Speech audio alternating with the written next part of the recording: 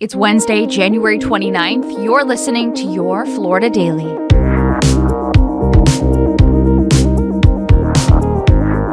I'm Katrina Scales. A new bill cracking down on illegal immigration has now been passed by Florida lawmakers. The bill, known as the Trump Act, sets aside $500 million for enforcement and mandates a death sentence for people in the U.S. without legal status who are convicted of capital crimes.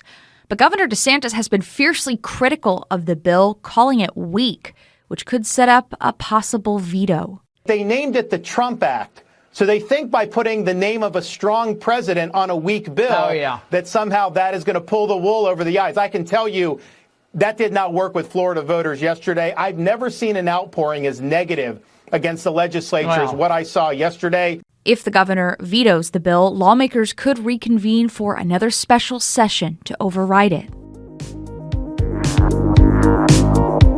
The TSA says it's seeing some improvement when it comes to the number of firearms found at Florida airports.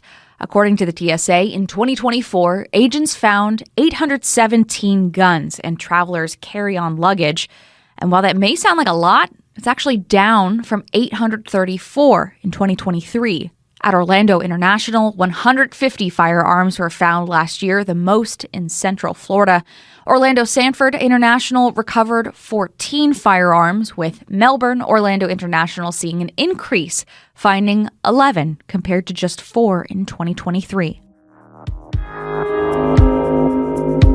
And 96% of seafood restaurants in the Tampa Bay area are not correctly labeling shrimp on their menus. That's according to the Southern Shrimp Alliance, SSA, an organization of shrimp fishermen and processors in the South. They say they conducted genetic testing of a sampling of restaurants in the Tampa-St. Pete area and found 42 out of 44 restaurants imply they serve local Gulf shrimp while actually serving farm-raised imported shrimp.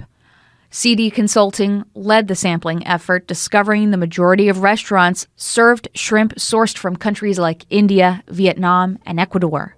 Only 2 seafood restaurants were confirmed to be serving local Gulf shrimp: Salt Shack on the Bay in Tampa and Stillwater's Tavern in St. Pete. Find these top stories along with breaking news, weather, and traffic all day on clickorlando.com. And now a completely random Florida fact.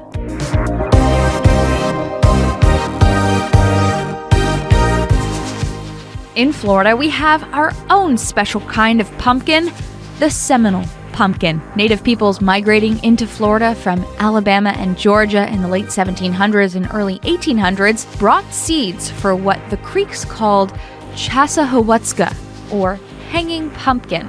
Seminole pumpkins look more like winter squash than jack-o'-lantern pumpkins. According to the folks at South Seminole Farm and Nursery in Castleberry, they're easy to grow and cook.